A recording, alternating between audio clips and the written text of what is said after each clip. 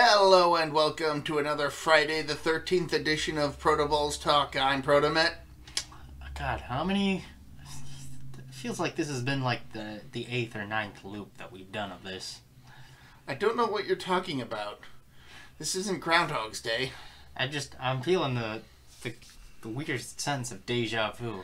It's nothing, isn't that right, Captive? He says yes. Captive says yes. We are, of course, once again joined by Tank. Shalom. And today we will be covering Friday the 13th, Part 6, sorry, jumping ahead a bit. Yeah. Part 6, Jason Lives. Yes. Or Jason Lives, Friday the 13th, Part 6, if you're looking at the title screen of the movie itself. That's too much of a mouthful. Well, since both are owned by Friday the 13th is owned by Paramount. It's still owned by Paramount. Yes. At this point, yes. Yeah, It's the 9th and 8th, the 9th and 10th movies that are owned by New Line. Gotcha. Well, since technically Friday the 13th is part of the New Line canon, I prefer to call this Friday the 13th, Nightmare on Elm Street Part 8, Jason Lives, because this is the 8th movie we've done. Yes. I mean, to be fair, I've got like a list of all the movies, and I can include both series in on the list. So, yeah, Part 2, Nightmare 2 wasn't very good. Part 5 was, we did an extra episode on that. Don't worry about it. And that was an incredibly fun one. Check that out if you haven't. This one is Fair to say, me and ProtoMet, if it's not like kaiju related, it's just not. Doesn't work with just the two of us. We tried to make it work. Thankfully, the extra video totally makes up for it. Yeah. Honestly, though, this one is not as good as I remember it. You thought it was good because you were a child last time. Well, no, it's been a couple of years since I last watched it. But in comparison to 3 and 5 and 7 and 8 and 9, this one is still like in the top 3. Yeah, this one is. I would say that this, my opinion of this movie has actually improved since the last time I saw this movie. Sorry, not top 3, but top 5. It's in the top 5. Top 3 is Friday 1, Part 2, and 4. Not good lineup. Possibly in that order. Which goes to show, it's just kind of a slope downwards from here on out. Part 6 is probably like, hey, this is the last decent one for a while. I would argue that at least the Friday the 13th movies have a decent consistency. Like, I don't outright hate all but one of them. I think they're still generally pretty good, except for that one, which we will talk about eventually. Whereas with the Nightmare movies, it's like every odd movie is the good one, in my opinion. 1, 3, 5 isn't good. 5's terrible, actually. When you compare it to 4 and 6? I like 4 more than 6, or more than 5, actually. Which one has Roseanne? 6. Okay.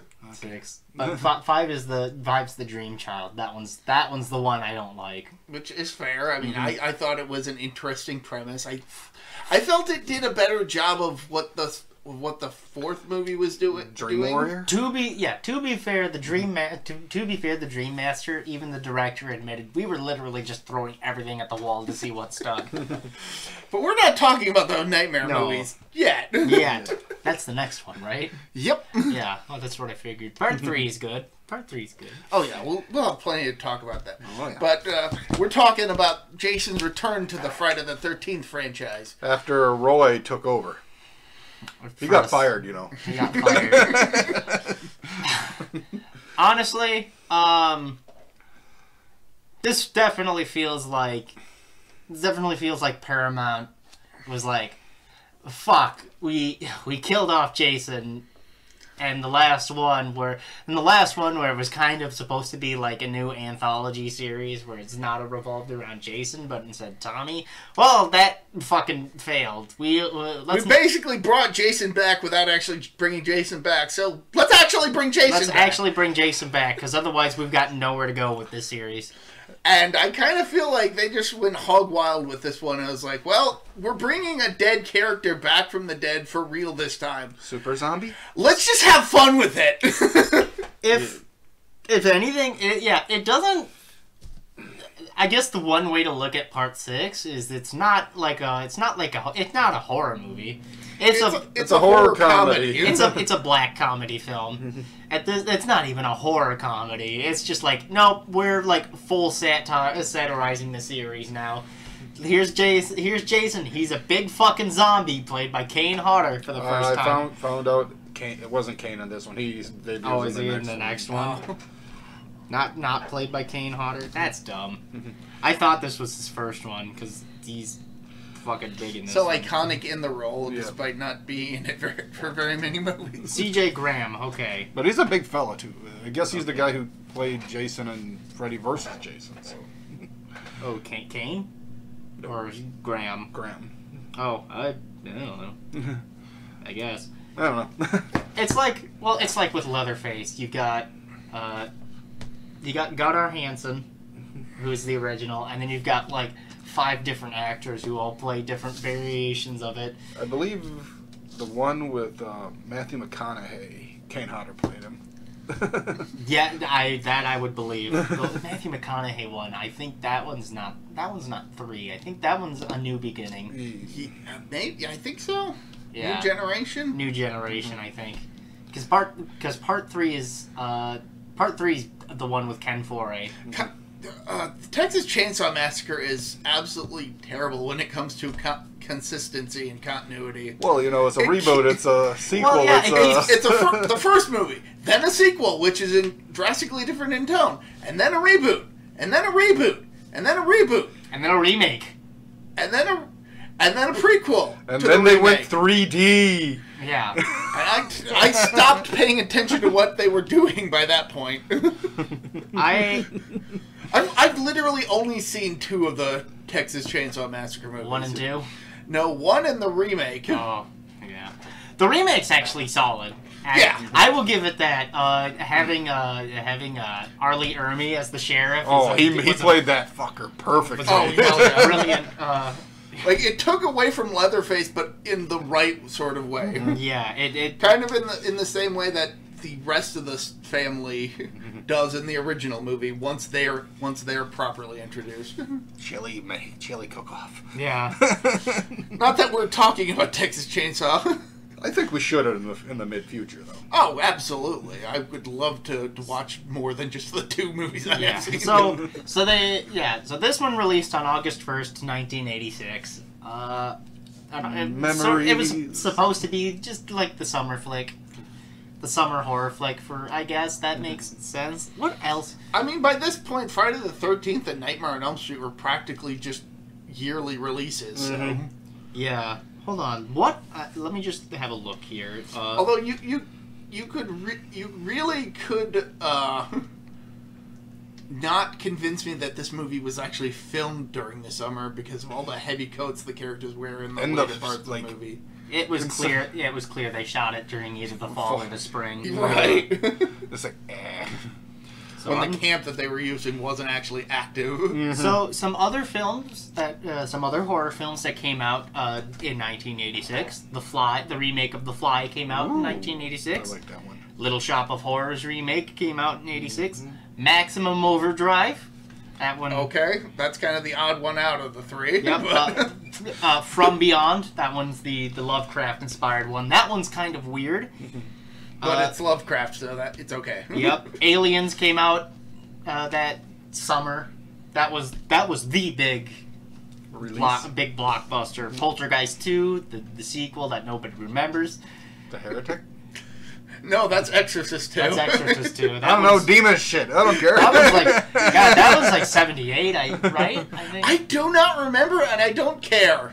All right, and then also Manhunter, which was the Technically the first Hannibal Lecter movie. technically it was a telemovie. I don't think it released in theaters. I believe it was a telemovie, but really, really good. It is a really good film. I would argue it's better than Silence of the Lambs. Don't at me. I don't care that Silence of the Lambs won 5 fucking Oscars because it was a shit year. I've never seen any of the Hannibal movies. Blue Velvet and The Hitcher also came out that year. The Hitcher's really good, and so is Blue Velvet. Blue Velvet's more psychological than anything. That's the one where... So, pretty solid year for horror movies. Yeah, pretty solid year. I mean, when you got Aliens that year, that's a pretty stellar horror movie season. Not quite as good as 87. We'll get to 87 eventually, because that's when Evil Dead 2 and so many other movies of the time came out. That one was a star-studded horror year. Nevertheless, and also Nightmare 3 also came out in 87. So. Nevertheless, that was sort of what Six was competing against that year. Written and directed by Tom McLaughlin. He's not really done much else. The only other big film he did was One Dark Night, which I don't think either of you have seen. I've heard of it. Maybe the name sounds familiar, but I couldn't tell you anything about it. Yeah. And even then, it could just be a case of me just thinking that sounds like a good name for a movie. Yeah. Oh, that's the one where a bunch of kids go into like a crypt and they get locked inside, and then the dead start rising from the dead. That one's actually solid. I'm pretty sure you're thinking of Return of the Living Dead. You got me. Return of the Living Dead. Not even a Romero film. Nope. Yeah. That's a funny fucking movie, though. I've never seen it, and I probably should. He was telling us, like, oh, I would love to do Return of the Living Dead. And I was like, I mean, the first one's good. You know, first one's good, second one's terrible, third one's iconic for being so bad it's good. And then the rest are just sad. The rest are just sad. They're so bad. Second one's like a total comedy. I mean, so is the first one, but like... Well, we're over 10 minutes into this. We should probably start talking about the movie we're supposed to be talking about. So, we're still talking about it. So originally, yeah, Tommy Jarvis was, in the original script, Tommy Jarvis was supposed to play the villain here. Tommy Jarvis returns, by the way, folks. But, Shocker, and once again, shocker. Completely unexpectedly, he's played by a completely different actor from the previous 2 movies. Yeah, so Part 5 is essentially made persona non grata of the series.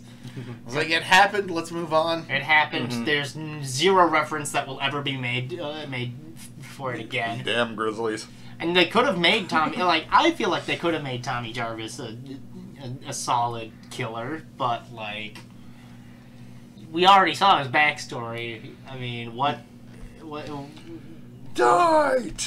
Yeah. Heck, we even get audio from that scene at the beginning of this one. Corey Feldman must have gotten royalty from it. He probably did. He better have. But, to buy his cocaine. Yeah, well, and therapy. Yep. God forbid he needed it. Oh, he sure that. So yeah, Tommy Jarvis, he escapes from the hospital with another inmate. It's stated that he's institutionalized by this point, so clearly he did not recover in any way whatsoever from the previous movie. Well, Roy kind of fucked him up. It's implied. Well, it's implied.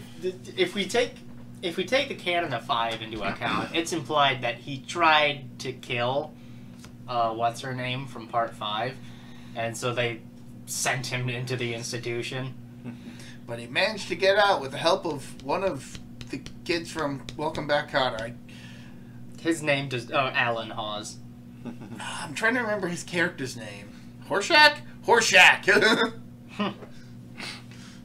Also, Crystal Lake is no longer Crystal Lake in this movie. It's Forest Green.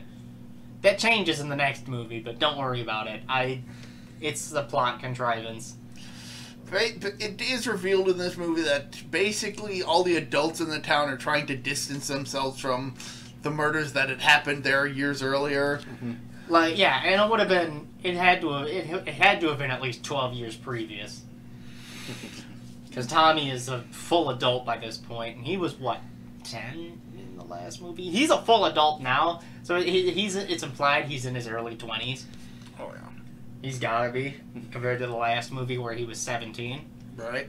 So, time moves weirdly in the Friday in the Friday the 13th franchise. Yes, it does. Yeah, it keeps calling Friday the 13th, but it's a day after a day after.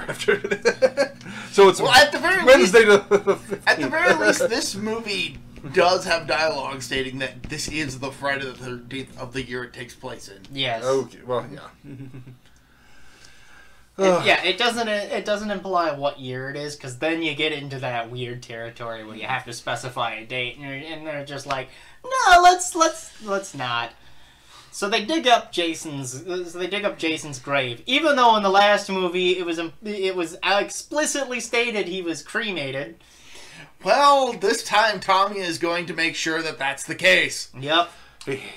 He fails spectacularly. And he kind of gets Jason gets a Frankenstein awakening. He does get the Frankenstein treatment. Like I said, this is where they kind of stopped caring about being serious. Mm-hmm. Because when you use basically a metal gate pole as a lightning rod to resurrect a decomposing corpse, you have jumped the shark so hard you are in space. We're not talking about that movie now. Come on, that's way too far ahead. I'm not ready. We'll get there eventually. Well, they don't know when they jumped the shark. They jumped Fonzie too. So. Yes. So the origins of jumping the shark go all the way back to Happy Days. Happy Days, where I don't know what season it was, but there was an episode. I think it was one of the closer to the. It was one of the last seasons where they were desperate to keep viewership up, and so they had a stunt where it was like Fonzie's going to jump a pool with a shark in it, and he does it, but at that point, it's like, who cares? Yeah, who cares? It's like, what does this have to do with anything? And it's become official, like, entertainment lexicon, where if you jump the shark, you've completely missed the point of what you were doing in the first place, just for the sake of trying to stay relevant. Yeah. Yep. So, nevertheless, Jason, he returns, he gets up, and for some reason, Tommy brought the mask. I'm not sure why. Where did he even get it? Yeah. I think he bought it. Because the last one got... No, wait. No. Well, the last one got fucked up beyond recognition. Mm-hmm. The problem is that... So, here's the thing, alright? So, it is a hockey mask. Yeah. Like, it's a hockey mask. Like, it's an old school 60s and 70s style hockey mask. Mm-hmm. They didn't... I think they switched to... the NHL at least, switched to full regular hockey masks, I think, in the mid-'80s. So colleges had full pads, but NHL had the hockey mask that Jason has. And that was a thing for decades until they changed it for safety reasons. So, I mean... Which is ironic, since hockey masks were introduced for safety reasons. Right. Yep. But there's a couple of continuity errors. Or not continuity errors, but a couple of errors that, like, I noticed. For example, in part 3, I think it is. I believe it's part 3 or part 4 where Jason gets a drill through the nose. And that's where the hole in the nose comes from in the hockey mask. In most store-bought hockey masks, it doesn't have a hole in the nose area because you don't need it, because you can still breathe out of it. Yeah. So, question is, did Tommy drill a hole in the nose, or what the fuck? Also, the red marks. That's the other question. It does have the So, and this is from 3. Yeah, so yeah. For record, we're referencing the figure that I have on my prize set. Yeah, because Jason gets like a drill in the nose. I don't know if it was like a drill or something, but he gets like stabbed in the nose. And I don't really remember that, but I'll take your word for it because you probably have better memory than I do. The mask gets badly fucked up throughout the movies. Like part 3 it looks pretty freshly minted, and then he gets the axe to the head, and then it's there for all of part 4, and then the mask gets torn apart. Not really torn apart, but the strap gets broken at the end of part 4. So the question is either Tommy kept it all this time, which it doesn't have the axe mark in part 6. No, I think it's a new mask. It's a new mask. So my question is just like, where did he get it? An exact replica of that kind. Now, of course, that being said, I could easily reason it away now that I'm thinking about it. It's the Jason Voorhees mask. It's bought in all like these novelty stores in the area. Because he's a famous killer that used a hockey mask. Ooh! That isn't outside of the realm of possibility, especially in today's age. Yeah. So, yeah. Long story short, he finds this mask. Jason gets a new mask, essentially. And Horshack gets fucked. Yeah. Not literally, he gets heart punched. Yeah, Alan gets KO'd. Yes. There you go. And then he falls into fucking Jason's rank ass coffin. That is such a legit. That would be such a. We forgot to mention that they literally had to dig up the coffin of Jason. They find his decomposing corpse, which is still covered in maggots and worms and shit. Yeah. And then Tommy is grabs a gate post and stabs it into him just as a thunderstorm is rolling in. Which begs the question, why are they doing this in the middle of a thunderstorm? I get he's desperate, but they could at least wait. He covers him. Also, after he impales him, he grabs the gas tank. And then the freaking lightning bolt hits that Jason resurrects. And heart punches Rorschach. Heart punches the Alan. And all of a sudden he starts splashing gasoline on him, and then he starts to light the match, and it starts raining. Yeah. As an aside, though, I just want to say, can you imagine how horrible it would be to die that way? Yeah. Like, not necessarily getting heart punched or everything, but imagine getting mortally injured and dying slowly, and you're thrown into somebody's old rank-ass coffin where there's worms and maggots and shit. And you're basically left there to get eaten alive. Ugh. So we can agree that Horshack had the worst fate out of any character in this entire franchise. I don't know about that. I mean, getting your minor spoiler alert, getting your spine snapped in half. That sounds pretty fucking horrible too. Well, they're like just about the only kills we actually see in this fucking film. No kidding. And that's kind of because by this point the MPAA was kind of cracking down and being like, yeah, no, you can't show that.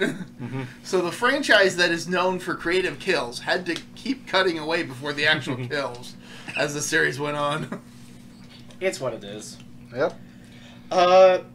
So Jason. So then we get the opening intro, which has a parody of James Bond parody. Has a James Bond gun barrel parody, which is okay. That's whatever. Tom, I think it's a clear indication that they're not taking this at all seriously. Hell no. What, you mean to tell me the movie where they bring somebody back from the literal dead is not taking itself seriously? I'm shocked. So Tommy fucking flees and he heads into the sheriff's office and he almost gets himself killed. He gets just because the sheriff just has his gun out. Let me tell you, the sheriff in this movie... I would hate to have to report a robbery in this town, because then I'm going to get mugged by the sheriff as soon as I show up to report the robbery. So this sheriff, Mike Garris, he's a total fucking asshole. Okay. And his buddy, how the fuck do they have jobs? here. My opinion about this is where... Must be a... No, sorry. Oh, sorry. Like you think that they may have put more effort into having a better police force after the string of murders that happened so long ago. Granted, they are trying to sweep that under the rug as best they can. Before you start, I was about to joke. Yeah. I was like, I was like, it must be a conservative municipality. Oh, jeez. Well, what? The police never does wrong. Support all cops, alright? Yeah.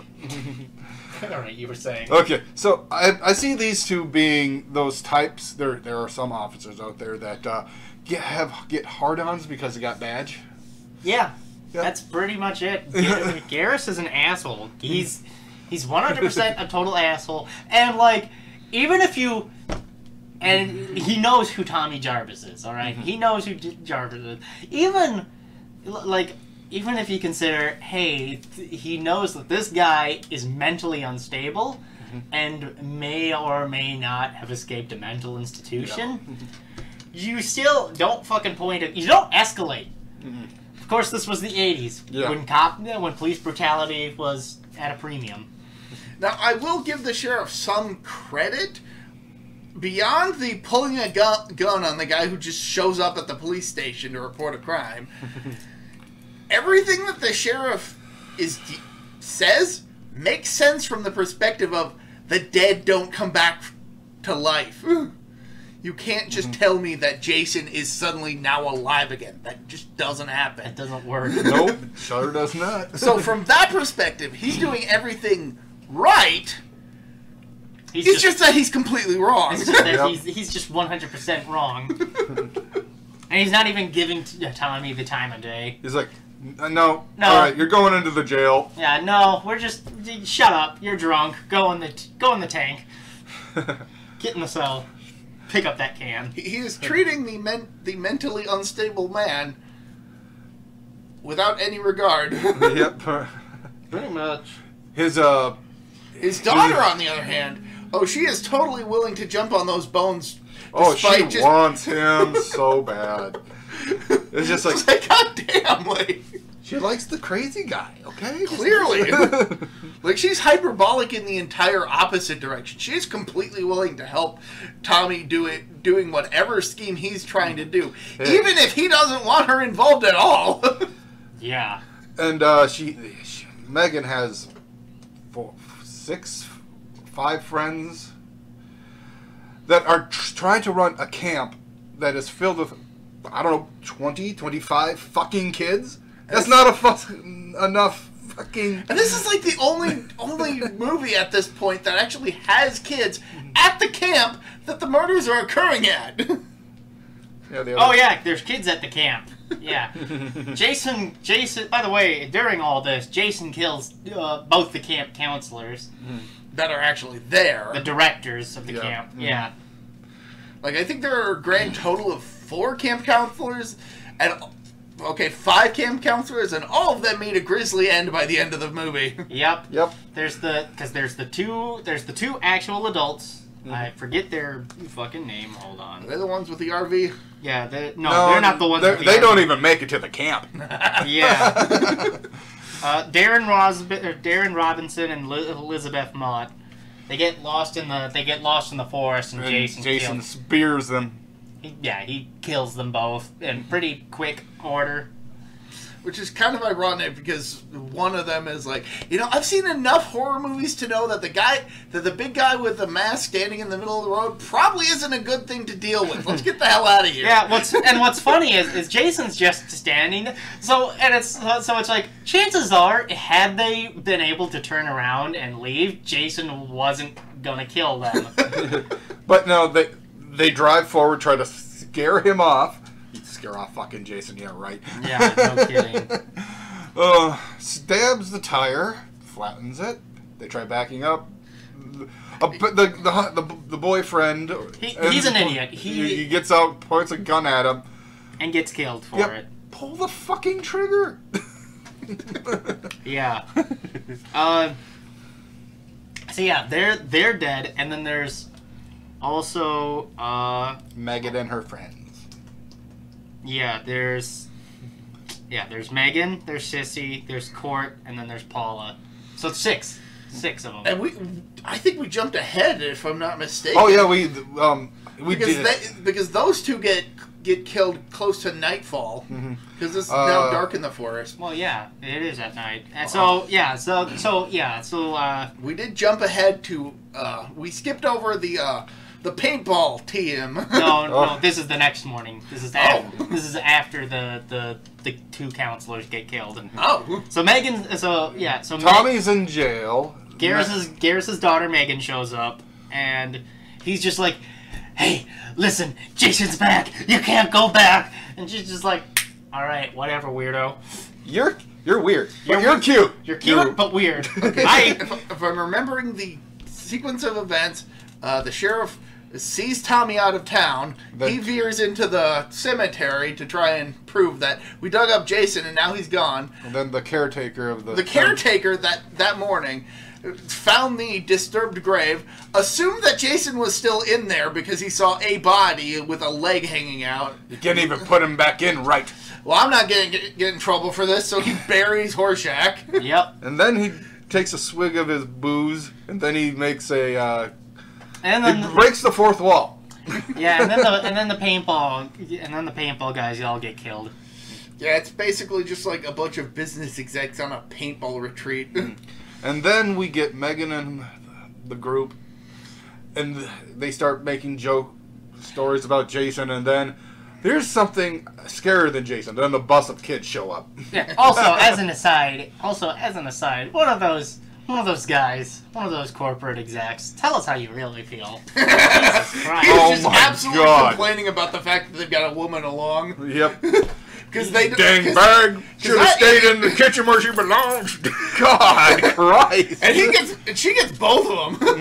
Yep. She proves straight away how competent she is. At the very least, at paintball. Yeah. There's five of them actually. There's the one lady exec, and then there's the two that are buddied up, and then there's the one with the glasses who is. And then the psychopath. And then the psychopath misogynist. Yeah, he gets thrown into a tree. The girl and the two guys that are buddied up, they get decapitated. Triple decapitation. Because the first guy had a machete. For some reason. For reasons. And then the last guy, he dies off screen. But we do see his remains, so it does confirm that he is dead. So yeah. So then he was the funniest one of that group, though. So we get a couple of scenes with the kids. They're fucking. They're whatever. Kids. They're kids. They're the kid scenes. They're whatever. I can't be bothered to care. All I know is that two of the kids are like the straight men of the entire group. Basically, they're basically. This guy's a loser. They're basically like they have a couple of jokes. There's a couple of them. One of them's the iconic "we're dead meat" joke later on in the movie because he thinks they're gonna get killed by Jason or whatever. That was me. Oh. Yeah. Court, the only male of the group, is teaching the kids, like, something. It's definitely nothing that would help them in the wild. That's for sure. I do not even remember what was happening in that. He was putting, like, rocks together. Unless it's, I don't know. And one of the two of the kids. Maybe I wasn't paying attention during that scene because. Yeah, he's talking about Native American stuff with and rocks being and very shit. very crude about it. He's flat out. He's just being racist about it. Mm-hmm. Maybe I just mentally blocked out the entire scene to try and avoid that altogether. Yeah, he was. It's entirely possible. Whatever. So yeah, later that night, Jason kills the cemetery caretaker, and then he kills two other people who are just randomly there. Is it? Aw, I like those two. They were funny. All two, yeah. They get decapitated on a motorbike. No, they get stabbed through the chest. Yeah. Whatever. They were literally there as body count. Yep. That's literally their purpose. think she wants to make out, but he's joking that, like... Oh, yeah, now I remember. Like, no, I'm kind of tired. I got a bit of a headache. It's like, oh, whatever. Yeah, Tommy is arrested. I think when those two showed up, I think that's when I realized, oh, this is just straight played for laughs, this whole thing. They're not taking themselves at all serious. Yeah, Tommy is killed. Or not Tommy is not killed. Tommy is escorted out of town. It's the whole... The police want to kill him after the stunts he's done. It's the whole First Blood fucking dealio where it's like, you're a vagrant, don't come near my town again. Just keep on walking. Hey, the cops pushed him. I absolutely love the end of that movie. Yeah, it's a great movie. We'll get to it someday. Oh, I hope so. But and then he does a double kill with two of the teens. With a different team. Like, yeah, she's with Court and a chick named Nicole that he meets. She's trying to ride his bones to a song that he can't last to. Yeah. I'm gonna say it. He's like, oh God, can we please be done? She gets a face into the metal wall. Because what Jason does is he cuts off their power, and then while they're out investigating, he gets into their vehicle RV and waits for them to come back. And then kills them both. Well, he kills the girl in the bathroom. Yep. By shoving her face into the wall, leaving an indent on the outside that is way too form-fitting for it to be realistic. But that's, again, kind of the cartoonish nature of the whole thing. And Gort gets a knife into the head. And then he rolls the RV, and we get an iconic scene of Jason standing on top of a burning RV. Tommy meets Megan, and they go out and investigate. But this is after Tommy has picked up a bunch of books on the occult, because he's trying to kill a zombie at this point. Yep. They get chased. They get chased by the cops. Meanwhile, while that chase is happening, Sissy and Paula are both fucking killed. Mm-hmm. I think it's Paula that... Sissy is the one that goes outside, gets killed, and walks past a bunch of kids with Jason holding her headless body. Yep. And then Sissy is the one that just gets thrashed around the cabin. Just like blood splattering everywhere. And just like the most comedic fashion. Her body goes through one of the windows, and Jason just walks up, grabs it, pulls it back in, and it's just like, all right there, pal. Hey, I'm not done with you yet. But I'm dying. He's like, not done. Yeah, and I'm not done painting. God. So eventually, Tommy and Megan they're arrested somewhat, and by this point, basically the sheriff has called in practically the FBI, or at the very least the National Guard or whatever. Something like. Well, the thing is, there's the one scene. Because by this point, they've discovered some of the other people that have been killed by Jason, and they assume that it's Tommy, because in their mind, Tommy is a maniac. There's a scene in there where Megan has to drive her car, because she's the only one that drives her car.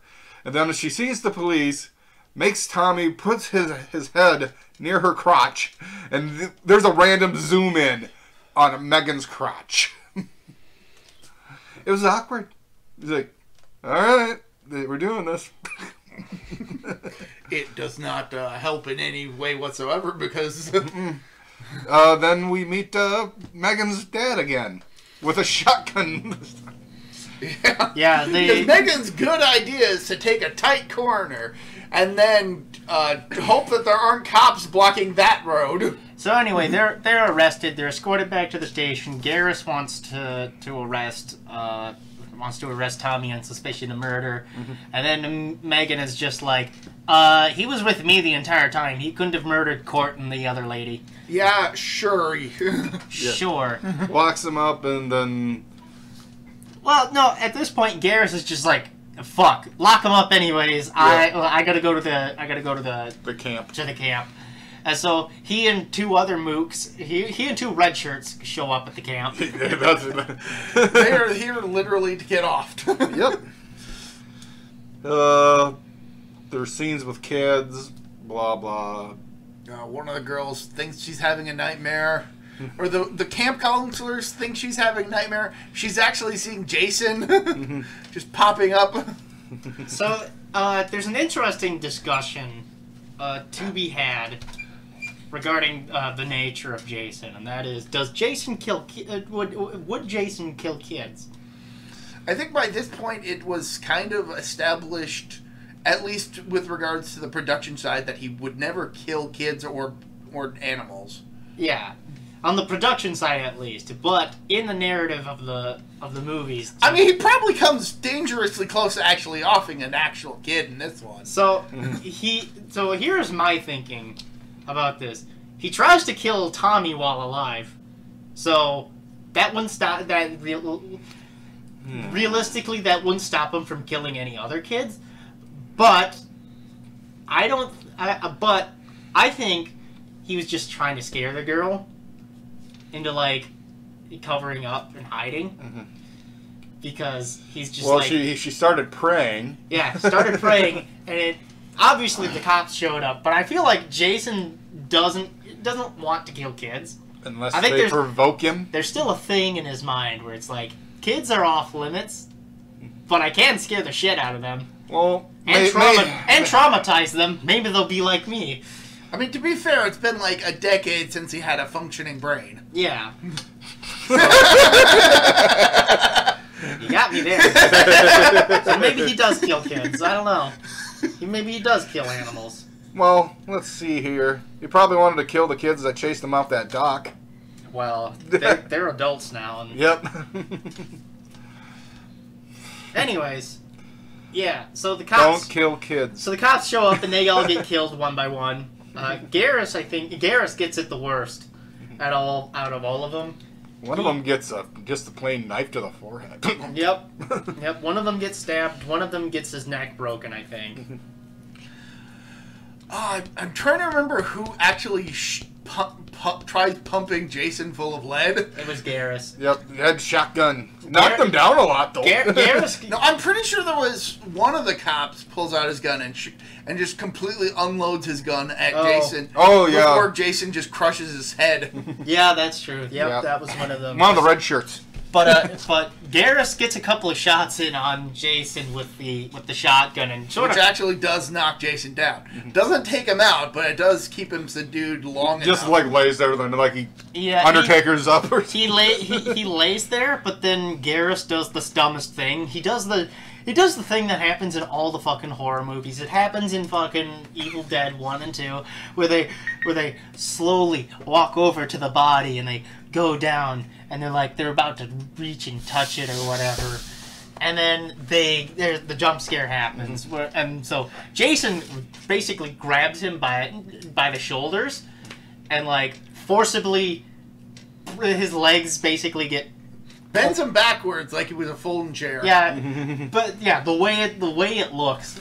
though. It's he grabs him by the shoulders or whatever. Just kind of pushes him, and then all of a sudden you hear the snap, crackle, pop. And then he pushes him down, so like his legs dislocate from their sockets, so he's stuck out this way, and then he just bends him backwards, snapping his spine, which, mind you, wouldn't kill you, but it would be extremely painful. It would be the worst kind of pain you could ever feel in your entire life. And he gets killed that way, though. It would leave him disabled for life, essentially. So, yeah, Garrus is dead. Pretty horribly, too. I saw how they did that kill. Like, they had somebody's feet laying... there was a hole. They had an elaborate setup to get it, and then they just bent him backwards. It was probably what they did with, God, now I'm trying to think here. There's a different movie where they had the body laying flat, but then they had the neck upwards at an angle, like hidden behind, like, underneath the bed or whatever. There was I can't think of the movie now, but there was an elaborate kill where it was set up like that. Twitch of the death nerve? So, might have been the Kevin Bacon. Oh, an arrow? it might have been the Kevin Bacon arrow. I don't know. They were doing a lot of shit back then. I mean, the only thing that immediately comes to mind is Day of the Dead. Yep. The disembowelment scene. Oh, maybe. Yeah, that might be one of them, where they had him. Where they had choke on him. Yeah, they had dug a hole to put most of his body in, right? And then they had him have a different setup here with the legs and everything, and they tore him apart and everything, and so the rest of his body is in a hole, like a convenient hole for the rest of his body, and then there's the setup where this is where his torso and legs are, and that's where he gets torn apart. Joe Pilato. Snap. Great movie. We definitely got to do that someday. Yeah. So, now Tommy is trying to. Well, with Megan's help, Tommy manages to get out of prison while leaving the deputy behind in the prison. Leaving the deputy, who has a gun, who has threatened multiple times violence against a handcuffed man. This guy, because he wants to try out his new laser sight. I'm telling you, if there was a Department of Justice investigation, these guys would have been out on their ass. If body cams existed in those days, you got my deputy to pull his these gun guys out. These guys would be sued out the ass. Yeah. Yep, they would be. Oh yeah. So Megan grabs the gun and just, after a slight makeout session to trick the cop. I don't know what that cop was thinking. Whatever. So they make it to Camp Crystal. We'll get to the big climax here. It's really pretty straightforward. They get to the camp, and they're chasing Jason around. The kids are just like, oh my god! The sheriff at one point is like, kids, lay down and hide under your beds until I get back. He never 70 years later. Yeah, he never. Is he gonna come back or not? Is he gonna come? And it's at that point where the two kids that are the straight men in the entire movie, one of them goes to the other one, and then they're like, "Well, what do you think?" And he goes and he says the iconic line, "I think we're dead meat." And that's been a real dead meat. So what were you gonna be when you were gonna grow up? Yeah, so what were you gonna be when you were gonna grow up? Oh shit. So Tommy and Megan arrive at the camp to find the utter mess that has come. Megan goes to check on the kids because those kids did not listen to the sheriff at all. Yeah, they were standing. So Tommy serves as a distraction for because he's trying to lure Jason out into the lake with a rock and chains. And they have this big fight. According to the book, he's got to end this where it all began, where Jason first died. Which doesn't make whatever. Which doesn't make a whole lot of sense when you consider he didn't actually die the first time. It's whatever. It's whatever. So they get into a fight. Jason tips over Tommy's boat. Yada yada yada. They're fighting underwater. There's a fire going around because Tommy lit the lake on fire. Yeah. Tommy gets the rope and the chain and the rock around Jason, and Jason gets tugged under. Jason gets tugged under. He's holding on to Tommy, and eventually the boat accidentally comes. The boat comes around, swings around, and because it's still running. Megan jumps into the water. Megan starts the engine and uses it to free Tommy. Yeah. And it clips Jason's hand, so he's forced to let go of Tommy, and so Tommy's drowning and everything, and Megan does CPR and everything, mouth to mouth, wakes him up, and all the kids are like, "Yay! Yay!" Jason is just floating in the bottom of the lake. Jason's just floating in the middle of the lake. He's looking around, just like, well, I guess I'm gonna be here for a while. It's been 84 years. I am way waterlogged now. And that's how the series ends. Except that they made a 7th one. God damn it. And an 8th. God damn it. And a 9th. And a 10th. God damn it. And then an 11th. And a tie-in. And a remake. The remake is actually good. I like it. I really got to get around to watching the remake. Remake's good. It's more unique than Like I said, aside from that one, the Friday the 13th series is consistently enjoyable. Low key in the remake, Jason is way smarter.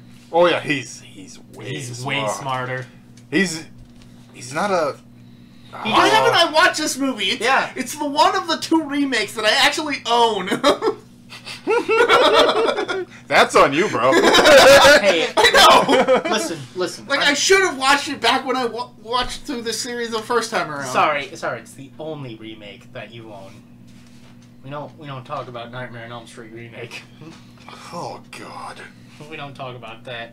So what would you rate the movie out of 10? Like a 6? For me, it's a 6. I give it a 7. It's like a 6.5, maybe. A good quality 6. Yeah. It's not terrible. It's not terrible. It's extremely straightforward. I appreciate the fact that they. No, go on. I appreciate the fact that they stopped trying to take this seriously and was like, yeah, no, we're just gonna have fun with this one. You know what it is? This is the Jurassic Park 3 of Friday the 13th movies. I never thought about it that way. That makes a good quality amounts of sense. It is a popcorn flick. You're in. You're in. It's an hour and a half. You're out. Let's go. Yeah.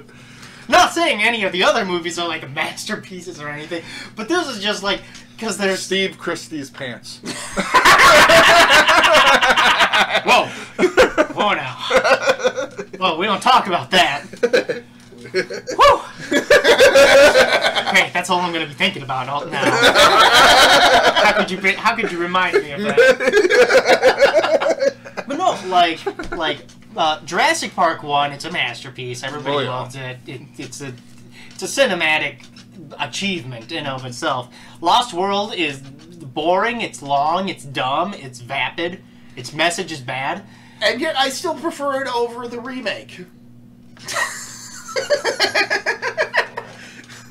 You gotta say that. What you call it? Jurassic Park 5, The Lost World 2, Jurassic World 2, Fallen Kingdom. Yeah. There you go. I hate the first half of that movie. Second half is fine, but the first half is like, this is just a worse The Lost World. But yeah, we gotta save the dinosaurs from this island. Like everybody loves Jurassic Park, and then The Lost World of Jurassic Park came out, and then it killed the series, dead. They didn't make another movie of Jurassic Park for another, 6 years afterward. They didn't even make any more comics after Lost World. Yeah, Lost World killed the franchise dead. Lost World. I liked Muldoon.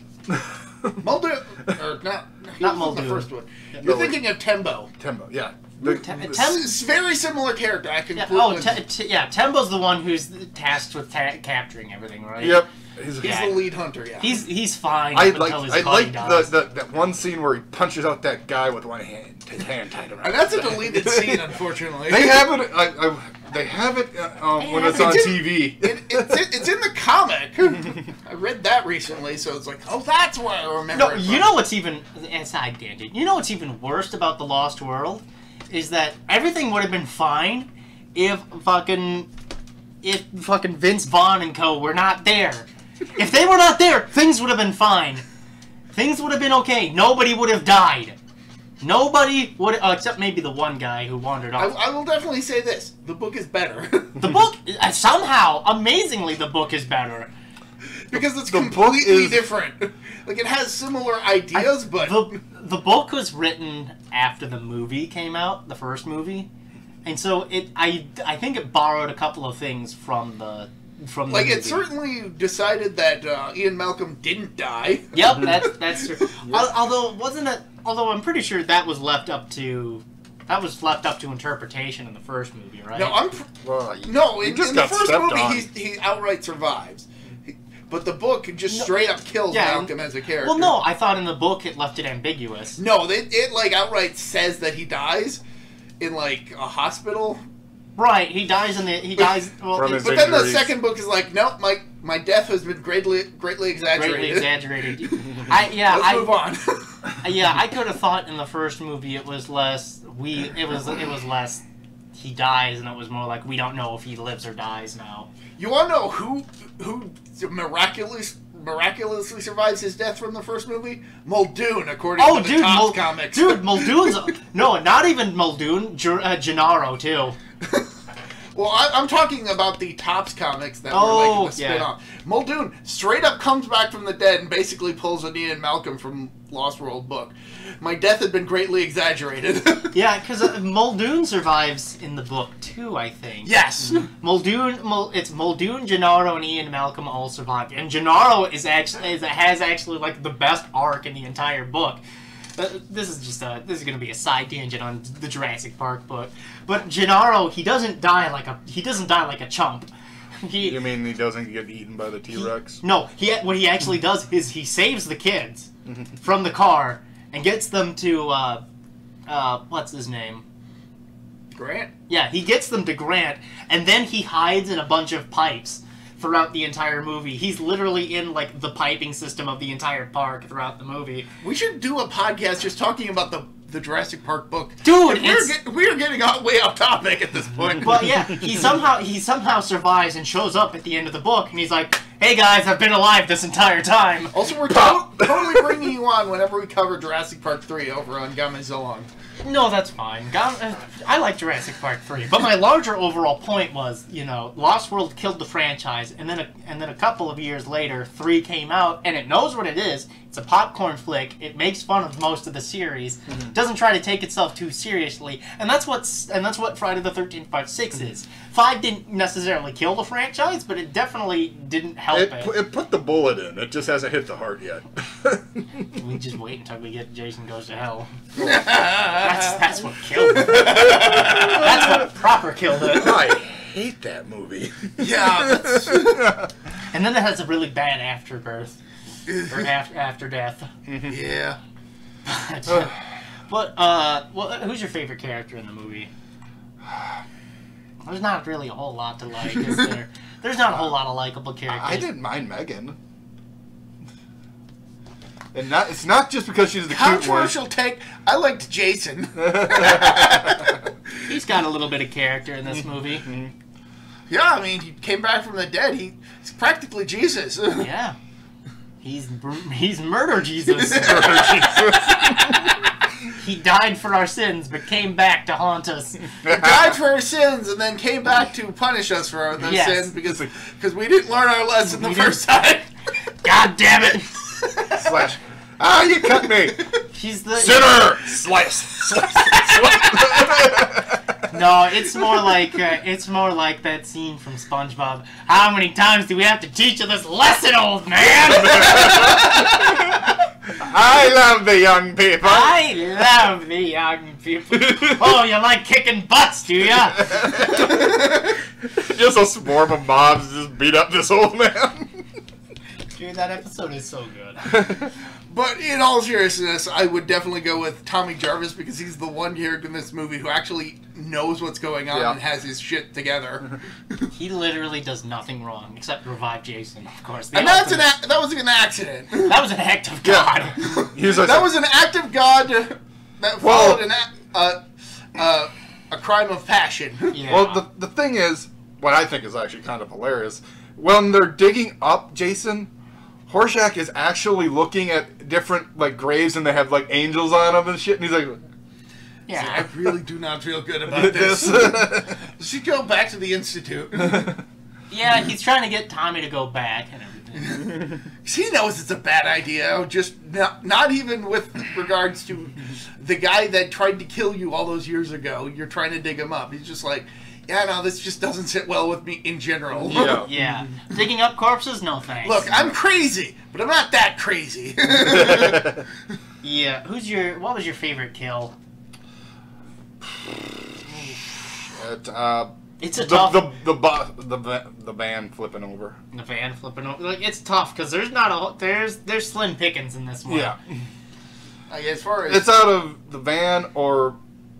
Just the back snap. Yeah, there's Rorschach's heart punch. There's the Kano heart punch. There's the face into the wall. it face into the RV wall. There's the RV flip, and then there's the back snap. Yeah, I think my favorite is the leaving a permanent impression. Leaving quite the impression. Yeah, leaving quite the impression. Yeah.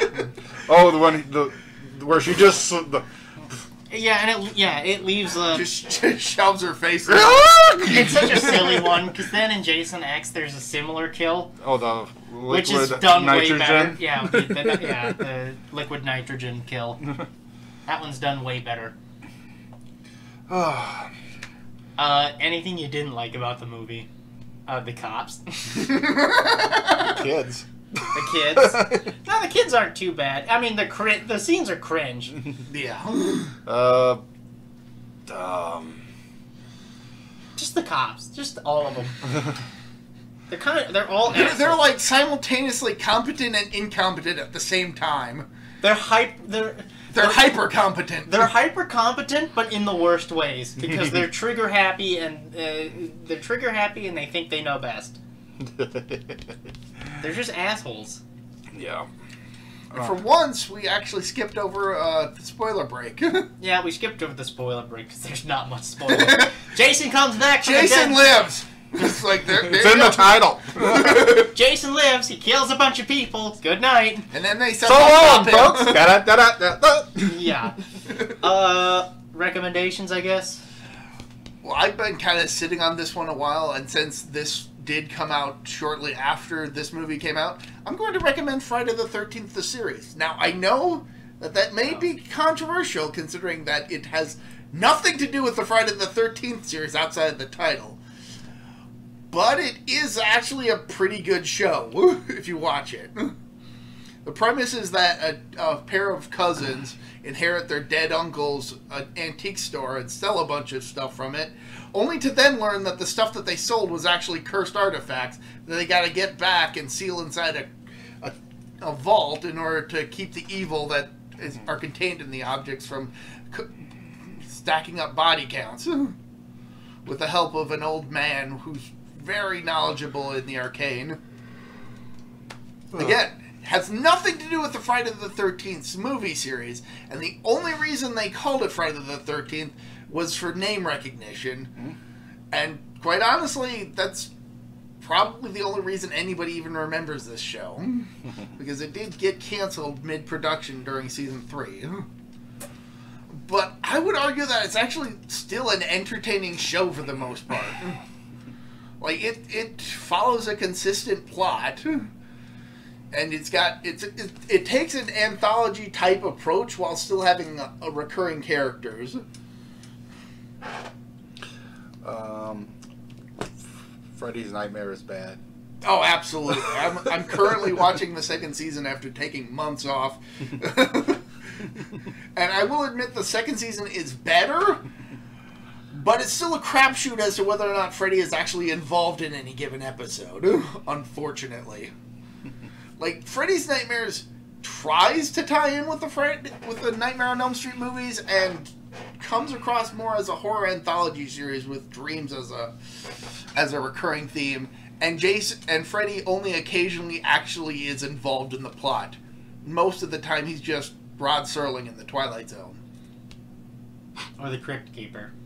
Yep. He's there to basically act as a narrator and make unfunny jokes.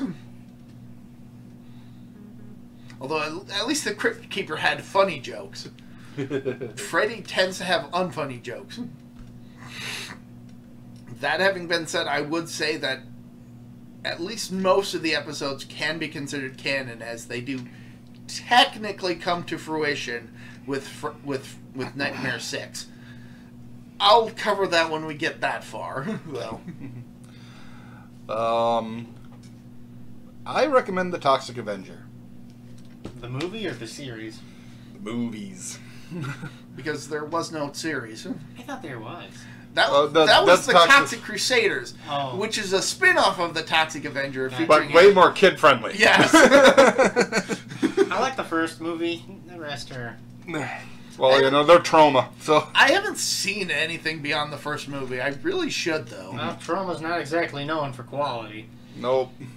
They actually pride themselves on their low quality and shoestring budgets, so... Yeah.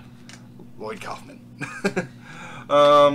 Yeah. It's nice guy, but yeah, nice guy, but not a fan of his movies. Yeah.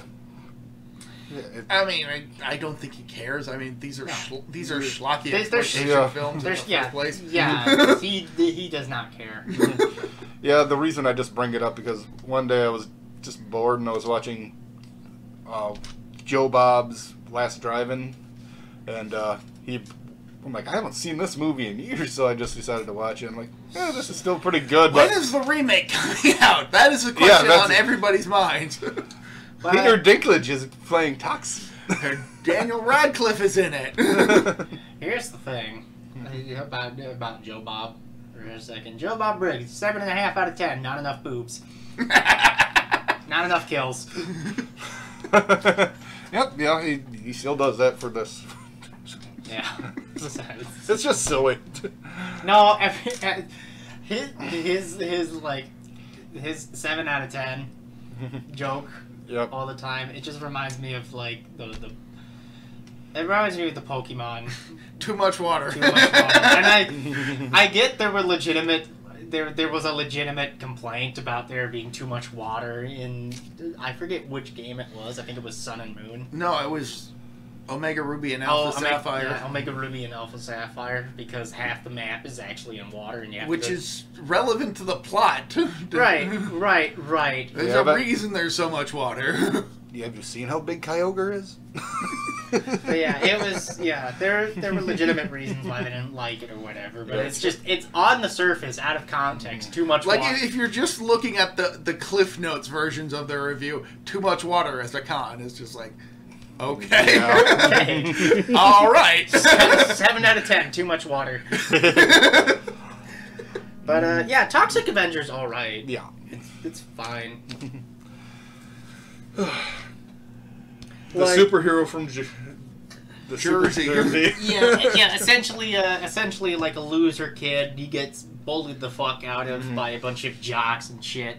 And then winds up getting dumped in toxic waste and mutating into a superhero. Where that's hideously deformed. Who, instead of like heroically saving people, he viciously murders his abusers. Heroically. Heroically murders his abusers. Heroically viciously murders. Yeah, there's one where, God, there's a scene where he traps one of them in like a basement. A basement hallway, and then like stabs her to death or something. No, well, you think he gives her a haircut. Oh. It turns out that I think that was a deleted scene or something, but it does reveal that he didn't kill the two girls that were heavily involved in his disfigurement. He does kill the guys though. Absolutely. They kill a kid. Oh yeah, they do kill a kid. There's a gruesome scene where they hit a kid with a car and. He gets his head bashed in under the wheel. Watermelon. Yeah, just a watermelon. With like flesh-looking stuff on it, so it plop. Yeah, pretty gruesome. Oh yeah. I saw that when I was like 12. Boobies! Murder! All the boobs are alright. The head crushing wasn't. No, it wasn't. That reminds me of when you first showed me Nightmare on Elm Street, you fucker. You asshole. I was 10. I was like 9 or 10 and you showed me it. You fucking asshole. I was a terrible brother. You were a terrible dude. Dude, you just didn't have the right medication back then, to be fair. To be fair. It took me a while into my adulthood to finally mature enough to realize, shit, maybe I shouldn't have liked such terrible stuff. Yeah. You're not a sociopath, obviously. In this past life, maybe. Yes, totally. From the place we used to work at. I'm glad I have the job I have now. I physically had to stop him from beating up somebody. I know. He told me the story about how he was ready to just stab somebody to death. Practically. And he was just like, I can't work here anymore. I'm losing my mind. And it's like, just quit. Just quit. Oh, that solves everything then. Dude, we were all assholes back then, though. It was the 2000s. What were you expecting? My life to be better, Well, unfortunately, 9/11 happened, and it's all downhill from there. And the banks fucked us over in 2008. Yay! Kids, don't grow up. So yeah, the Toxic Avenger, that one's alright. There's like, what? There's like 4, I think? If we're not counting the remake, that was probably never coming out. Yes, 4. Yeah. It was also a comic series from Marvel. Interesting. Yeah. So, what's your recommendation, Tanner? I don't know if I have. Yeah, hold on. I definitely know what my recommendation in a couple days is going to be when we do the first proper spooky month. Oh, yeah. I don't know if we've done it in the past. Anything Star Trek related? I don't think we've done Star Trek. I don't think we've ever done Star Trek. I would like to recommend, I guess, the Star Trek in general, but, like, there's so many different variations of it. I was explaining this to a friend. There's 3 versions of Star Trek that you can have. You can have the original series, you can have the middle Trek, and then you can have modern Trek. And the middle Trek is Next Generation, Next Generation, Deep Space Nine, Voyager, and Enterprise, which counts as the middle. And then modern Trek is everything from 2009 Star Trek, the J.J. Abrams Star Trek, to now. Whereas the original series, that one is the original series, the animated series, and then the first 6 movies, which technically goes into Next Generation. It goes into Next Generation and Middle Trek, but they're specifically tied to the original series. It's like how the 90s Kamen Rider movies are considered part of the Heisei, even though are considered part of the Showa series, even though they came out during the Heisei period. Yeah, it's just like it's easier to pack. It's easier to lump them in with the older stuff rather than the newer stuff. And and middle Trek is considered the golden age of Star Trek, largely because Next Generation is considered like the gold standard of Star Trek, I guess, compared to like the original series or whatever. My recommendation is going to be Deep Space Nine, specifically, because I started watching that series again. First 2 seasons, they're alright, but the interesting thing about Deep Space Nine is that most of Star Trek has sort of like this squeaky clean like vision of the future, where hey, things are better. We live in an idealized society. Yeah, we live in an idyllic post-scarcity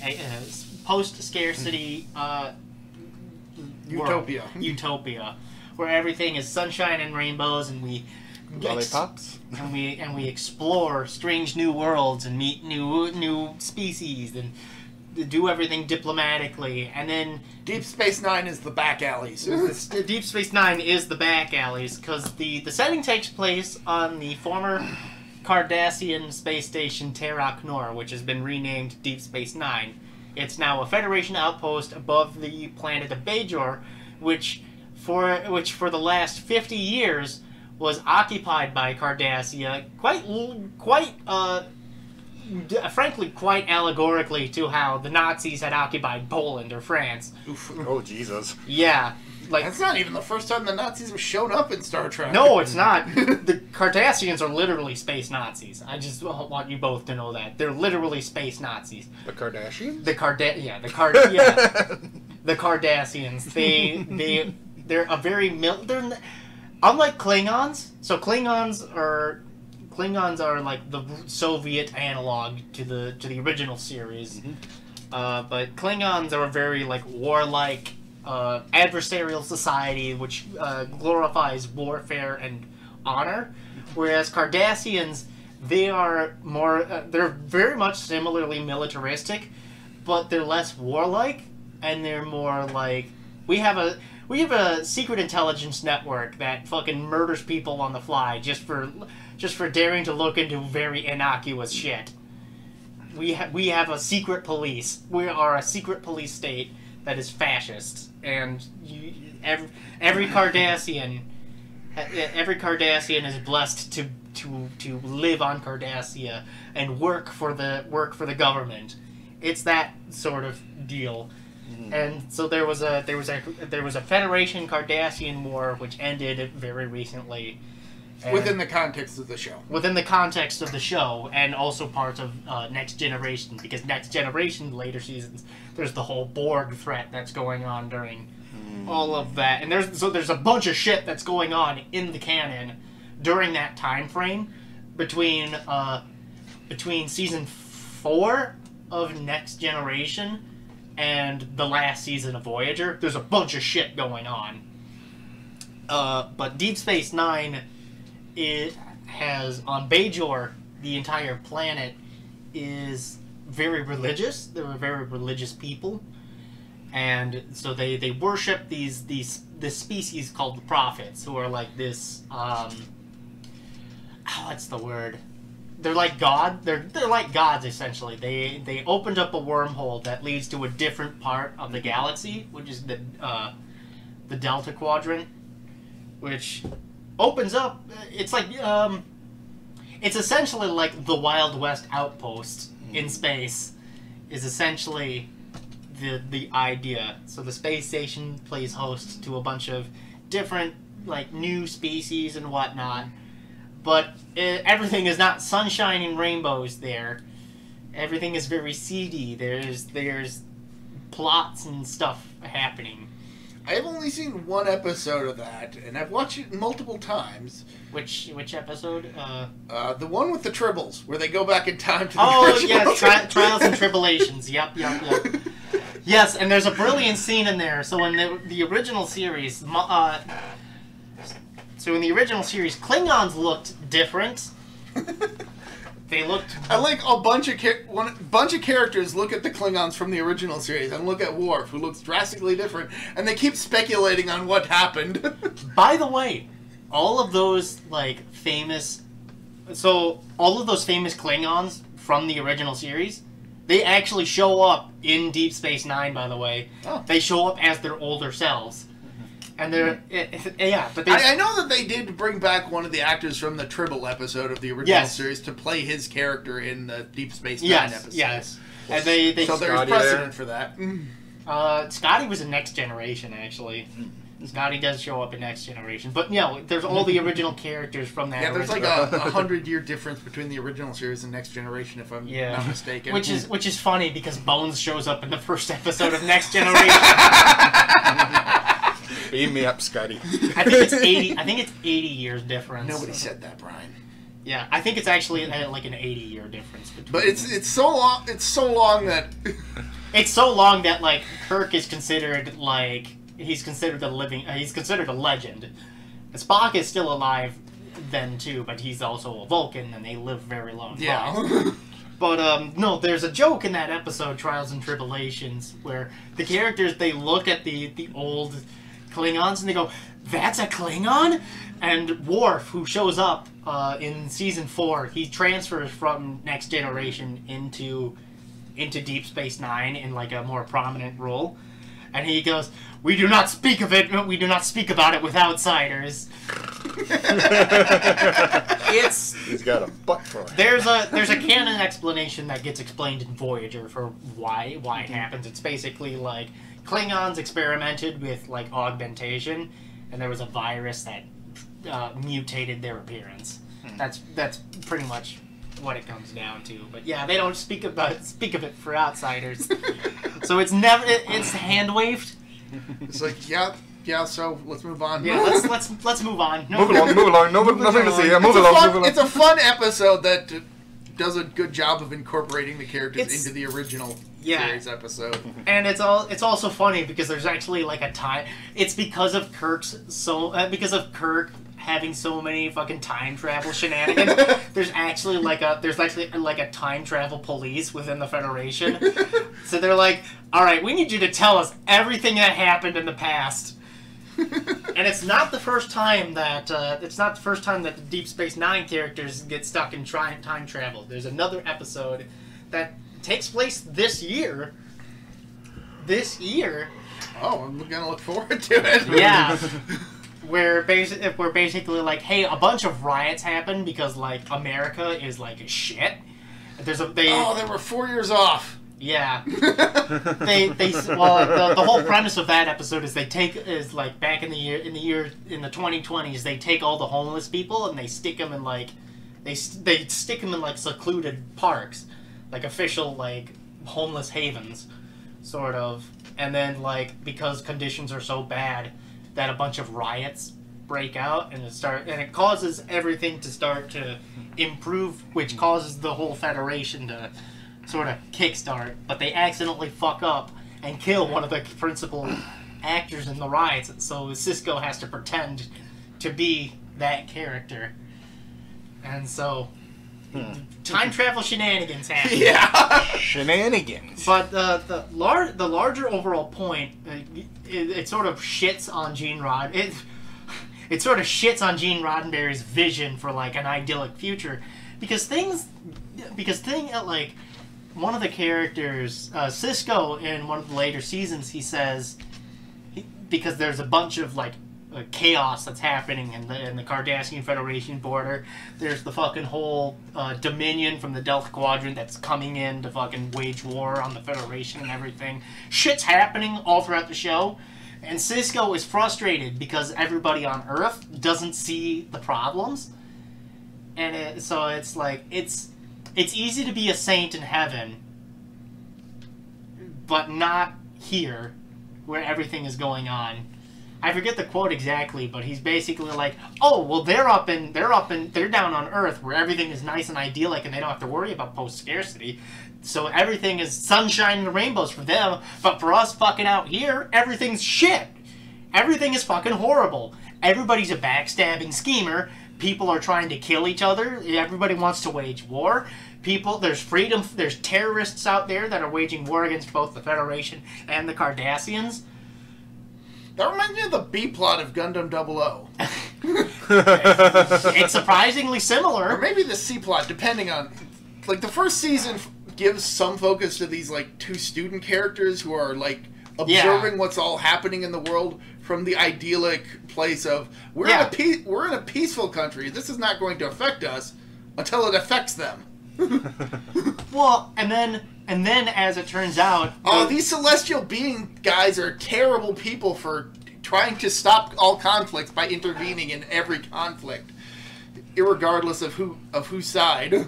Well, and then to top it off, Deep Space Nine also introduces Section 31, which is legitimately the Federation's secret intelligence network. It's basically their version of the CIA, and straight down to fucking seedy shit that happens.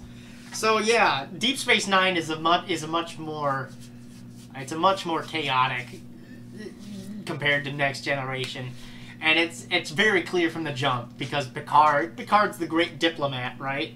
And he's got all these people here that he can listen to advice from and whatever, right? And then there's Cisco, who is just like, I'm a badass warrior, and I'm not gonna take anyone's shit, even if I gotta follow Federation rules. He's a bit like Kirk, except if Kirk was stuck in a shit situation instead of being on the Enterprise, where he had Spock and Bones and Scotty, and he's the big decision maker. There's a huge difference between Kirk and Spock, or Kirk and Picard and Cisco and them. And so I always think Cisco's the best out of all three, because he's great. I think this is a perfect time to announce that me and Barry are at some point planning on doing like a spin-off of this podcast series where we just talk about Star Trek episodes. Yes. We'll figure out when we do it. You'll find out. Yeah, we'll figure something out. We're still workshopping names and everything, but yeah, we're planning on starting with the original series. I don't know if are we planning on doing the animated series? Sure. Okay. And maybe down the line we may think about like redoing the movies, or sometime down the line, depending. I think we can skip the movies just for the sake of time. But I want to talk about Wrath of Khan again. I want to spend 2.5 hours again. We can do that when we talk about Space Seed. All right, that's fine. All right. So that was recommendations. So Friday the 13th Part 6, 6 out of 10. You said it was a 7. You said it was a 6. Yeah, that sounds about right. Mm-hmm. We're still going to keep the Deep Space Nine card up. Yeah, we'll keep the Deep Space Nine card up. It's because we're at the end of the episode. Who cares? Who cares? So with that said, yeah, it's the end of the episode. Anything else we wanna discuss about Friday the 13th? Part 6. Part 6, or just in general? Till 7. Till 7. I still think this is top 5, as I mentioned. I think my top 5 are. So it might not maybe in this order. Who knows? It's 1, 2, 4, 1, 4, 2, 6, and then like maybe 3 by default. I guess question mark because 3 is not great. 3's got some dumb stuff, but especially the 3D effects. The 3D. If you don't, it doesn't make any sense when you watch it without the 3D. Maybe Freddy vs. Jason. Actually, it makes perfect sense because it's like, oh, this was a 3D effect. It doesn't work in 2D. It's like baseball bat. Baseball bat, eyeball, it's everything. like House of Wax. The fuck, I don't know. Whenever you tell me a House of Wax, I'm always thinking of the other movie with the fucking unicorn head. And the fucking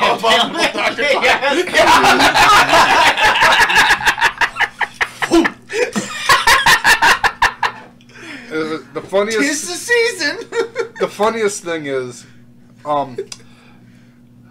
Lucas lent me the thing, and he told me you need to watch this one because me and the guys are going to be doing a podcast. And you want me in it? No, you don't need to be. You just need to fucking watch it. I don't care if you want to be in it or one way or another, but you need to see this movie, regardless. So I sat down and watched it and laughed my ass off.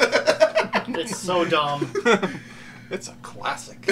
So on that note, we must end it. Alas. C'est la vie. C'est la vie. I'm ProtoMet.